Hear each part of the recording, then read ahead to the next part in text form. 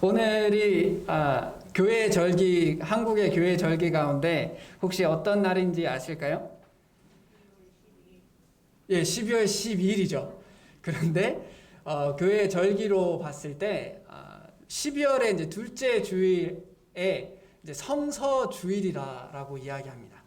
이 성서주일은 한국 이제 성서공회가 세워지고 나서 이제 세계 각국으로 그 한국에서도 그 성경이 세계 각국으로 전파되는 것에 많은 노력을 해왔어요. 그리고 사실 2015년에 제가 그 이후에 기록은 잘 모르겠는데 2015년에 최대 성경 제작국 그리고 최대 성경 수출국이 어디였냐면 한국입니다.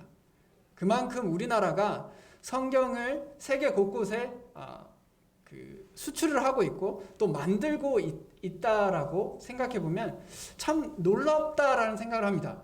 우리나라 그렇게 큰 나라 아니잖아요. 인구도 그렇게 많지도 않고요. 그런 것에 비교해 봤을 때 우리나라에서 참 이렇게 이 성경을 만들고 보급하는 일들에 참 큰 일들을 하는 것을 보면 주님께서 이 나라를 축복하신 것은 분명하다라는 생각들을 해볼 때가 있습니다. 그것을 기념하는 것이 오늘 성서주일입니다. 그래서 성경을 우리가 읽고 또 그 성경을 전파하는 것을 우리가 기억하자라는 것이 오늘 주일의 특징이에요.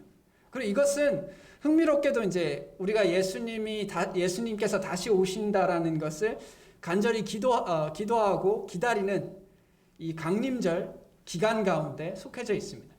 그래서 말씀이 육신되어 오신 예수 그리스도가 그분께서 다시 오실 것을 우리가 기다리면서 성경이 세상에 퍼져나가는 것을 기념하는 오늘이 그런 주일입니다.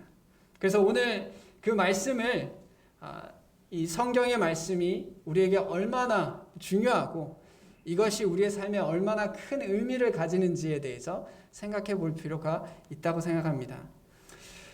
이렇게 우리가 이제 여러 나라의 언어로 성경들을 이제 수출해 가고 있는데요. 근데 제가 이제 본 통계 가운데 교회를 다니시는 분, 그러니까 기독교인들 중에 10% 정도가 성경을 읽는다고, 정기적으로 성경을 읽는다라고 얘기합니다. 이건 참 심각하죠. 이게 각자 집에서 성경을 읽으시는 분들이 총 기독교인의 10%라는 거예요. 그러니까 100명의 그리스도인들이 있으면 10명만이 정기적으로 성경을 읽는다라는 겁니다. 이건 충격인 것 같아요. 그래서 우리가 이런 주일에라도 이 성경을 읽고 또 이 성경을 전한다는 것에 대한 의미를 좀 기억할 수 있는 오늘이 되었으면 좋겠습니다. 말씀은 디모데후서 3장 10절에서 17절 말씀입니다.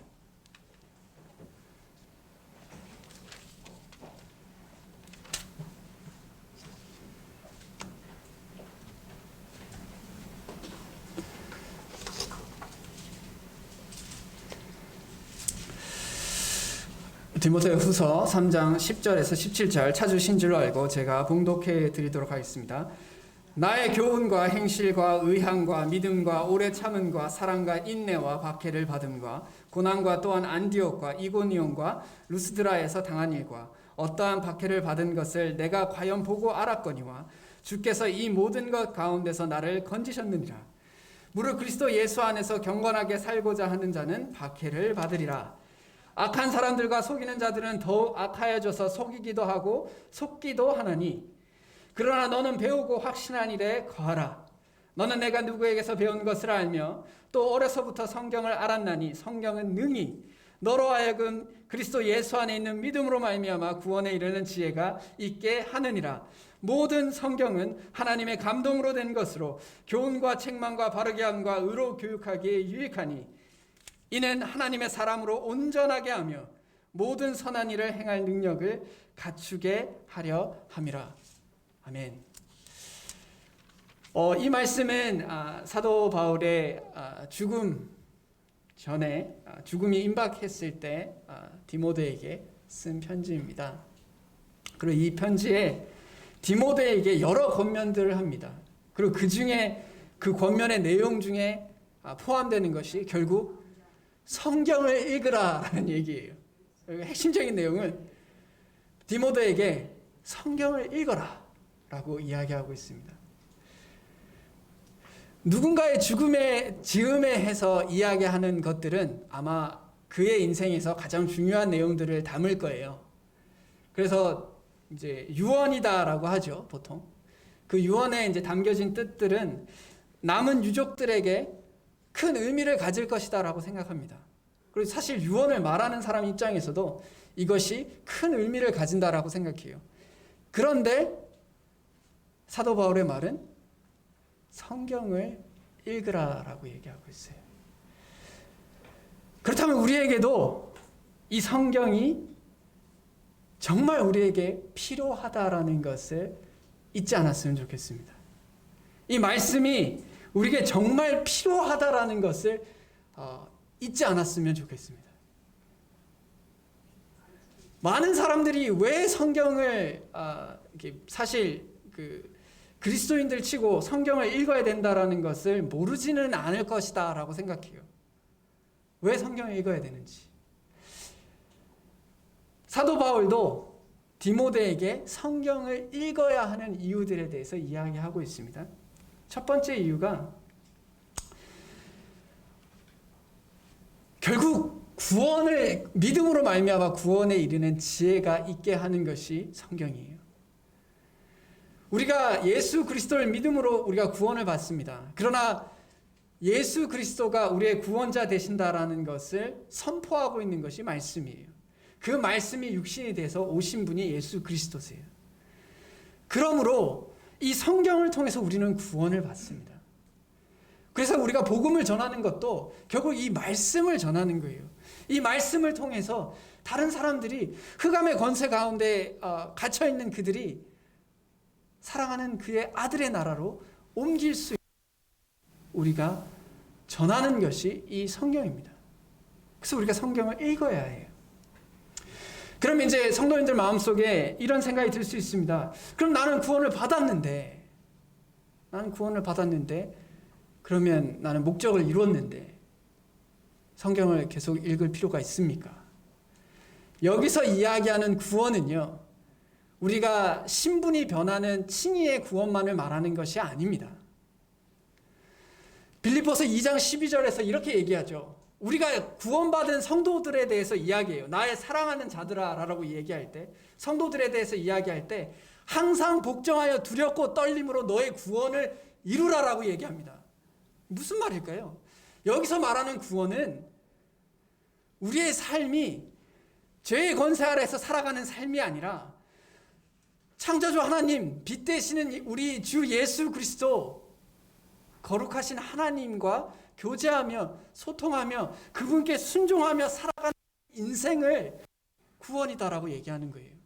왜냐? 이 땅에서 살아가는 것이 세상의 공중의 권세 잡은 자, 사단의 권세 아래에서 살아가는 자들로부터 그들의 삶의 방식으로부터 벗어난 삶을 살라라는 거예요. 그리고 그 벗어나는 삶은 날마다 우리가 두렵고 떨림으로 이뤄가야 할 인생이다라는 겁니다. 그것이 우리의 구원이에요. 그 구원을 이루기 위해서 우리는 성경을 보아야 돼요.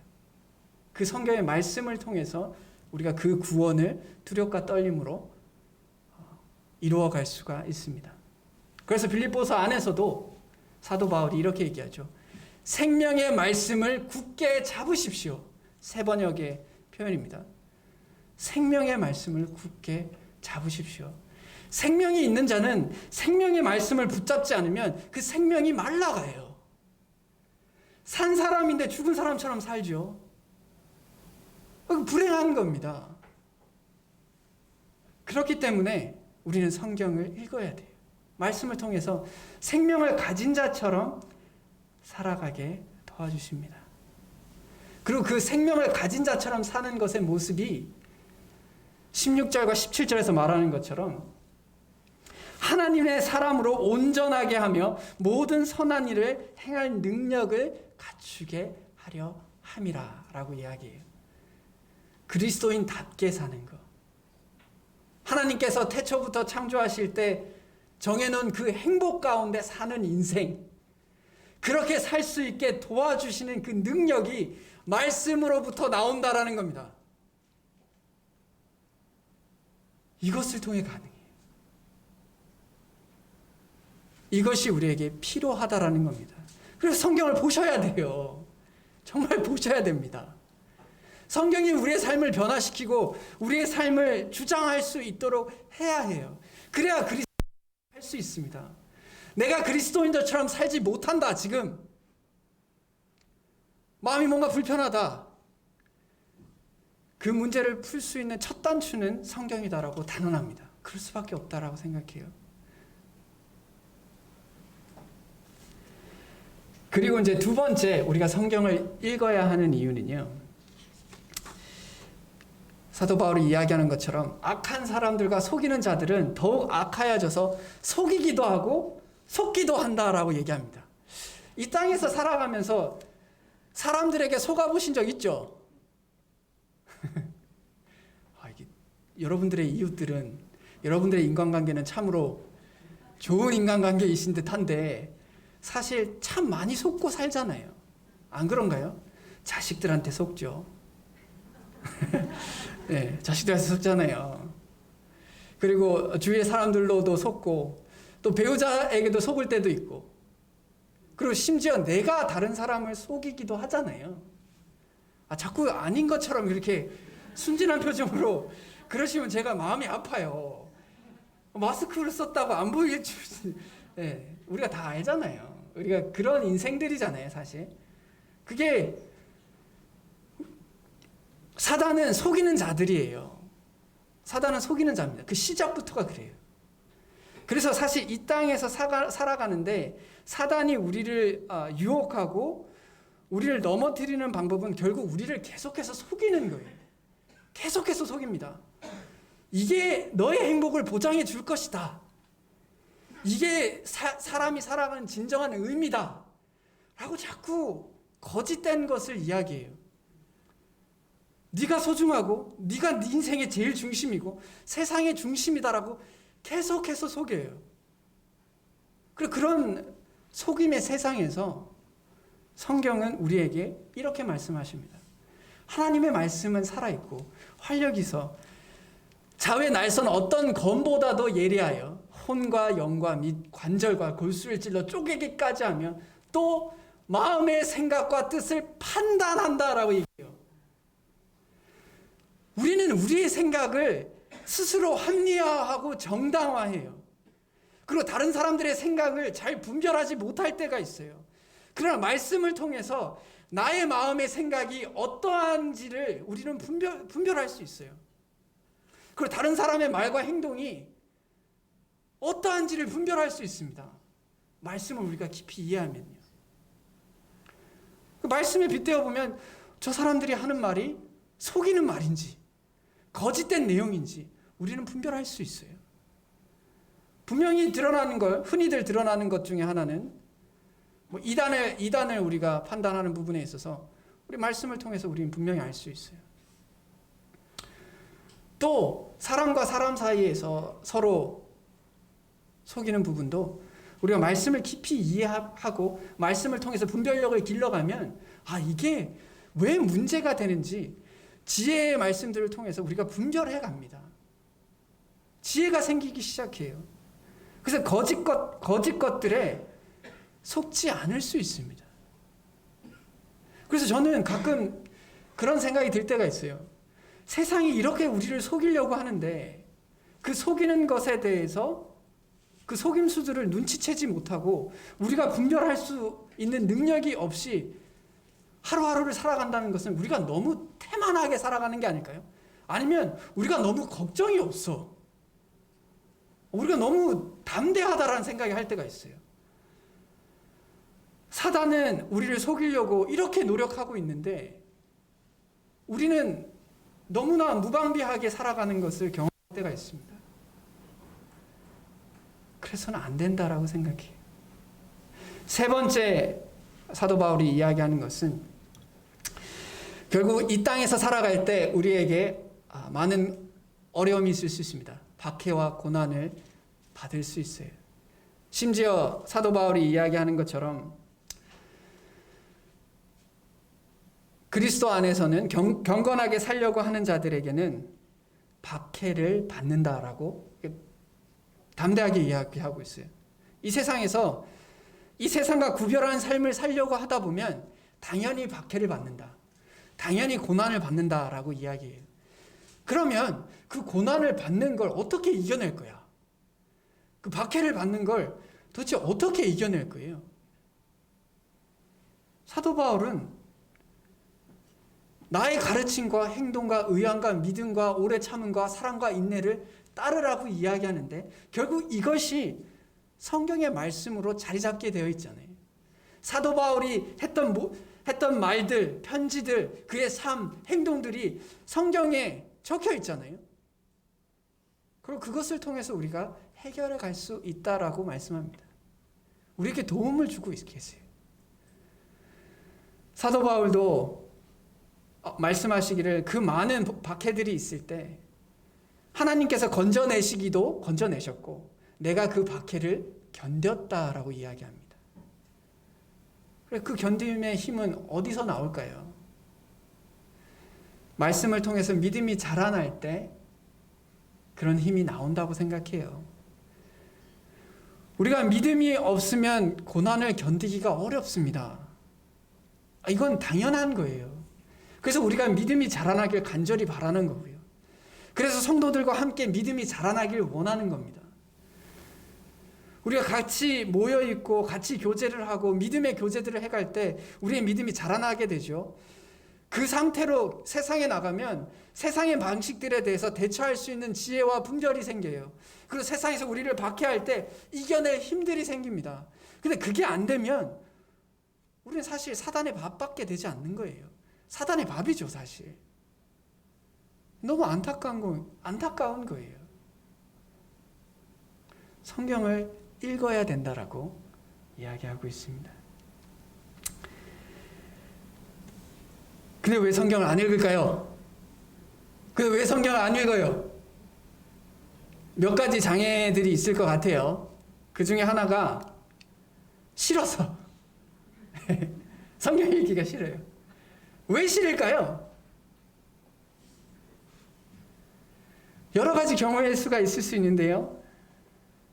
마음에 찔림이 있을 때가 있어요. 어느 정도는 알아요. 내가 어떻게 살아야 하는지. 근데 성경을 읽으면 그게 더 분명해지거든요. 내가 어떻게 살아야 되고 무엇을 해야 되는지 성경을 보면 볼수록 이게 저한테 더 가깝게 다가와요. 근데 성경을 안 읽으면 그래도 좀 잊으면서 살 수 있을 것 같거든요. 근데 성경을 읽으면 도저히 양심에 거리끼고 계속 부딪혀서 너무 힘든 거예요. 그래서 성경을 읽기가 싫은 겁니다. 이것에 대해서 어떻게 생각하시는지 모르겠어요. 저는 그런 것을 경험할 때가 있어요. 내가 성경 읽는 게 싫은 이유는 결국 하나님의 말씀대로 살아가는 것에 대해서 싫기 때문에 그래요. 불편하기 때문에. 그런데 잔소리와 사랑의 충고는 분명히 다르다라고 생각해요. 잔소리는 그냥 내가 틀렸다는 것을 계속해서 반복해서 이야기하는 거예요. 맞는 말만 하는 게 잔소리입니다, 사실. 그래서 누가 이제 잔소리에 대해서 평가할 때 이렇게 평가하시더라고요. 맞는 말을 기분 나쁘게 하면 잔소리다. 그래서 잔소리는 맞는 말이지만 내 기분이 너무 나빠요. 그래서 싫은 거죠. 그래서 잔소리 듣기 싫어요. 근데 이렇게 말씀드리고 싶어요. 하나님께서 우리를 어떻게 생각하시는지를 좀 알고 말씀을 봤으면 좋겠어요. 하나님께서 우리를 얼마나 기뻐하시고 얼마나 사랑하시고 얼마나 즐거워하시는지 그런 분께서 우리에게 남긴 말씀이 우리에게 얼마나 필요하고 소중한지에 대해서 묵상할 수 있었으면 좋겠어요. 우리 모두가 사람인지라 나의 연약한 부분들이 찔림을 당하면 좌우의 날선 검같이 찔림을 당하면 고통스러워요. 힘들거든요. 그래서 싫은 거예요. 그렇게 해야 인간답게 살아갈 수 있게 된다는 거예요. 그렇게 해야 우리가 성장해 갈 수 있다라는 거예요. 부모의 입장에서 자녀들을 키울 때 그렇잖아요. 그게 다 알잖아요. 자녀들이 밥을 안 먹어요. 억지로도 먹이려고 하잖아요. 왜냐? 잘 크기를 바라고 잘 성장하길 바라잖아요. 그래서 부모의 마음 안에는 사랑이 묻어나 있기 때문에 그래도 자식이 성장해 가면 기분 나쁘지만 혹은 힘들지만 내가 부모 말을 듣겠다. 그렇게 갈 수 있는 거잖아요. 또 말씀을 접할 때 그걸 기억해 줬으면 좋겠습니다. 기억할 수 있었으면 좋겠어요. 사랑하는 하나님께서 우리가 정말 행복하게 살 수 있도록 정말 사단의 권세 아래에서 고통스럽게 사는 것이 아니라 의롭게 자유롭게 평안 가운데 살 수 있도록 이 말씀을 주신 거예요. 그래서 그 말씀을 통해서 그 자유를 누릴 수 있도록 하시겠다라는 겁니다. 두 번째 장애물이 또 있어요. 바쁘죠. 바쁘다. 사람들이 이제 바빠서 성경 읽는 게 어렵다라고 얘기해요. 근데 이것도 이제 조금 그 내면을 한번 볼까요? 누군가가 이제 사람과 이제 그 인사 중에 뭐 이런 말을 할 때가 있죠. 요즘 자주 못 보네요. 혹은 참 오랜만에 봅니다. 라고 이야기할 때 그 말을 듣는 사람이 하는 반응이 보통 어떨 때 그렇죠? 뭐라고 얘기하죠? 요즘 너무 바빠서요. 라고 얘기하죠. 이게 상투적인 말이라서 그냥 우리가 흔히 쓰는데 사실 그 말을 깊이 들여다보잖아요. 그 뜻은 이거예요. 나의 인생에서 당신보다 더 중요한 일들이 더 있습니다. 라고 얘기하는 거예요. 당연한 거잖아요. 바쁜데 라고 생각하면 다 하세요. 맞죠? 그래서 우리가 바쁜데 그 바쁜 가운데 바쁜 만큼 그 안에서 나에게 제일 중요하다고 생각하는 걸 걸러서 하시잖아요. 그래서 바쁘다는 말은 사실 나의 우선 가치가 우선순위가 어디에 있는지에 대한 질문이에요. 바쁘십니까? 라고 얘기했을 때 네, 바쁩니다 말은 나의 우선순위가 무엇들에 있습니다 라고 이야기하는 거예요. 그러면 하나님께서 우리에게 원하시는 것은 하나님과 소통하고 하나님의 말씀을 우리에게 우선순위가 될 수 있기를 원하세요. 그렇기 때문에 이것이 장애가 되어서는 안 된다라고 생각합니다. 바쁘다는 핑계는 그러니까 그런 말을 쓰시지 않으셨으면 좋겠어요. 이 말 자체에 내가 더 중요하게 생각하는 것들이 있습니다 라고 스스로를 직시해 줬으면 좋겠어요. 우리가 죄를 죄로 보지 않을 때 우리가 죄에 대해서 둔감해져요. 그래서 그냥 죄를 짓게 돼요. 근데 죄를 직시하면 이것에 대해서 좀 더 많은 경각심을 가지게 됩니다. 성경에 게으름에 대해서 많은 권면을 하는데요. 우리가 생각할 때 이제 게으름은 이런 게으름들을 흔히들 생각해요. 그냥 진짜 아무것도 안 하는 거. 그냥 이제 집에서 그냥 이불 밖은 무서워 이러면서 이렇게 이불 밖에 안 나가고 계속 이제 게으르게 있는 것만을 이제 게으르게 생각할 수 있잖아요. 근데 성경 전반에서 보면 게으르다는 의미에 또 다른 의미가 있습니다. 그게 뭐냐면 자기 일을 하지 않는 거예요. 각자에게 주어지고 각자에게 맡겨진 어떤 우선순위들이 있어요. 내가 무엇을 해야 한다는 거. 그런데 그것을 하지 않고 다른 것에 분주하면 많이 바쁘고 일도 많이 하고 하루에 18시간씩 일해도 그것은 하나님 입장에선 게으른 거예요. 왜냐? 자기의 일을 하지 않거든요. 그리스도인들에게는 각자의 일들이 있다라고 생각합니다. 각자가 맡은 역할들이 있다고 생각해요. 그 중에 그리스도인들은 하나님을 따르고 그리스도를 닮아가는 일이 우리에게 있는 우선순위 중에 하나입니다.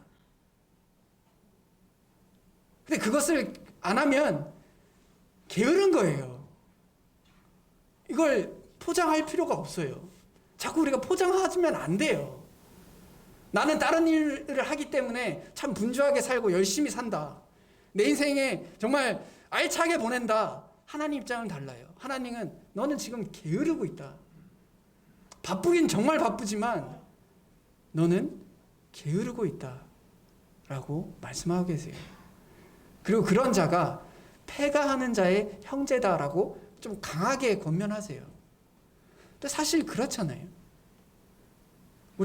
우리에게 주어진 일들에 대해서 게으를 때 사실 우리는 망할 수밖에 없는 거잖아요. 이 사실을 있는 그대로 받아들이면 좋다라고 생각해요. 권면을 있는 그대로 받으실 수 있으면 좋겠습니다. 또 세 번째 장애물은 어렵다. 성경이 어렵다. 성경이 어려울 수 있다고 생각해요. 근데 이 성경이 어려운 이유는 길게는 한 3600년 전에, 짧게는 한 2000년 전에 쓰여진 책이라서 어려운 거예요. 그런데 상대적으로 한번 생각을 해볼게요. 여러분들 혹시 용비어천가라는 책 아세요? 용비어천가? 네. 이건 세종 27년 1445년에 정인지, 안지, 권제 등이 지어서 세종 29년에 만든 악보 같은 노래 책자예요. 1447년에 이제 완성이 되었기 때문에 지금으로부터 몇백 년 전이에요. 이게 어려울 것 같아요? 성경이 어려울 것 같아요? 저는 용비어천가가 훨씬 어려울 것 같아요. 성경이 이렇게 오래 쓰여진 것임에도 불구하고 그 많은 시간 동안 많은 성경학자들이 성경들을 연구하고 있어요. 그러니까 우리가 성경을 보려고 할 때 많은 사람들의 도움을 통해서 성경을 배워갈 수 있어요. 그래서 더 이상 우리가 예전에 그 자료들이 없던 시대에 비해서 우리는 배우려고만 하면 얼마든지 성경을 배울 수 있는 시대를 살아가고 있다. 정말 그래요. 어떨 때 너무 답답한 게 유튜브로 여러 가지를 보시잖아요. 본인들께서 원하시는 어떤 관심 분야들을 보시잖아요. 유튜브에 이 성경을 해석하고 어떻게 읽어야 하며 성경을 가르치고 있는 내용들이 어마무시하게 많아요. 그것을 보십시오. 그러면 더 이상 어렵지 않아요.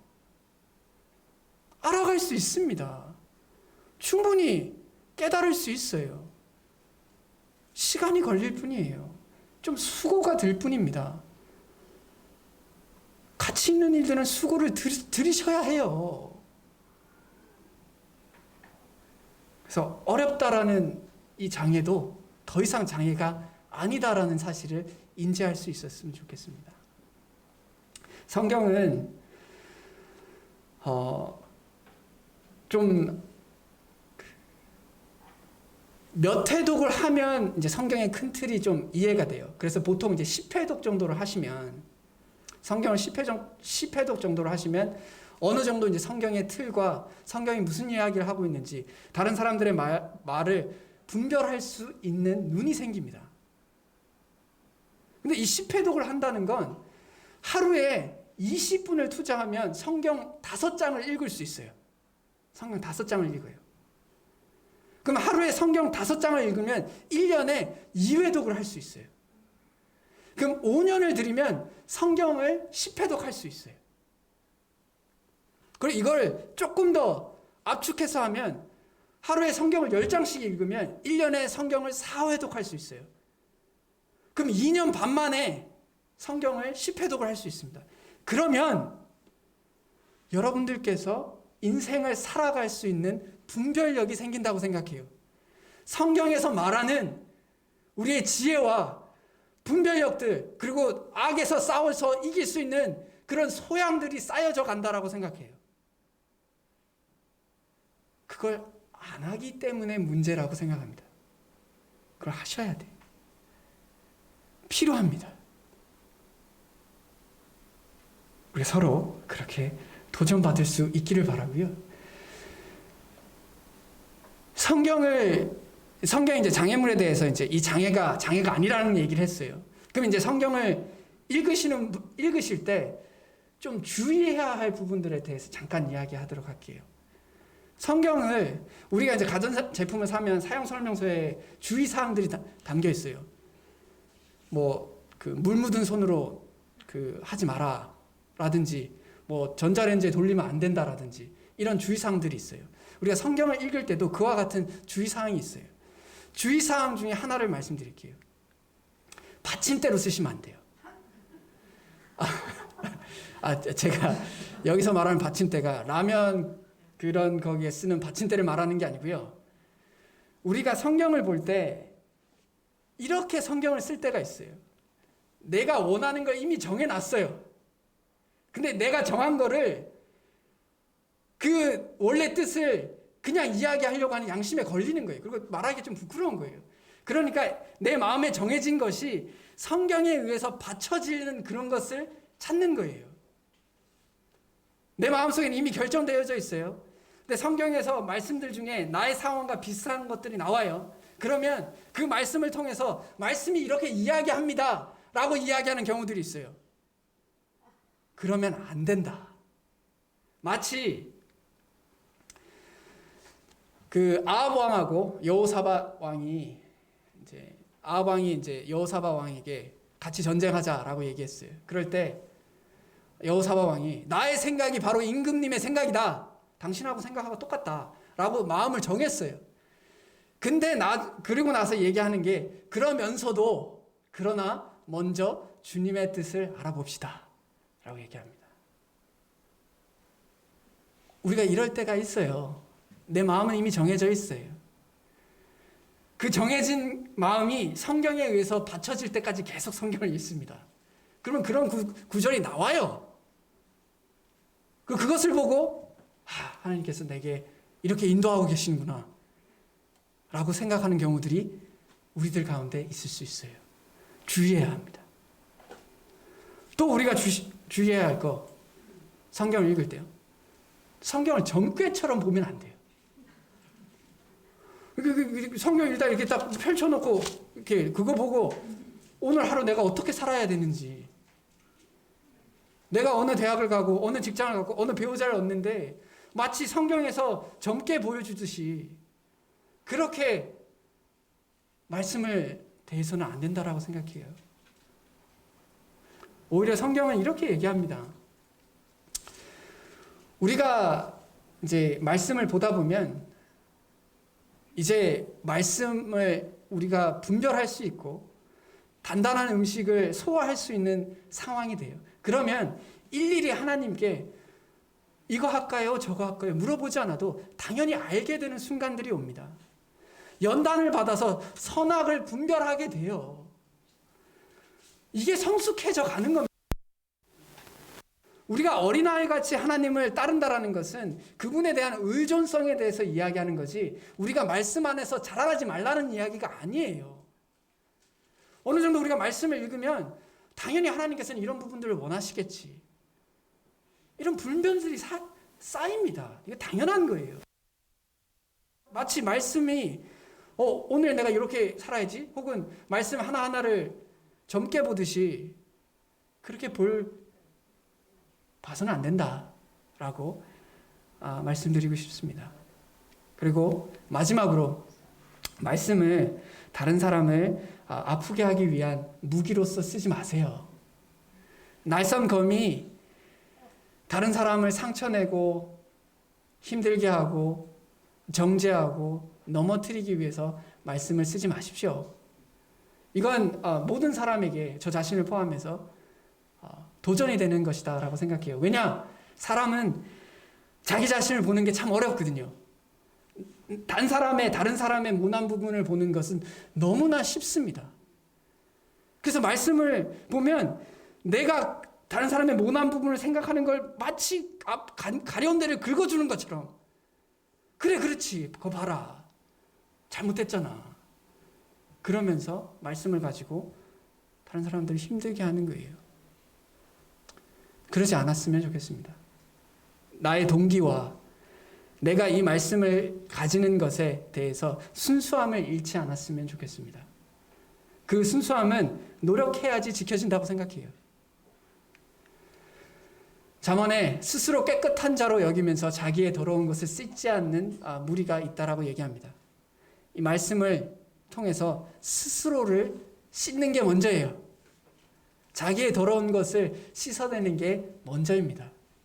그리고 그것을 하다 보면 나도 참 많이 더럽구나 라는 것을 깨닫고 다른 자들의 더러움에 대해서 조금씩 긍휼이 생기는 것을 발견하게 됩니다.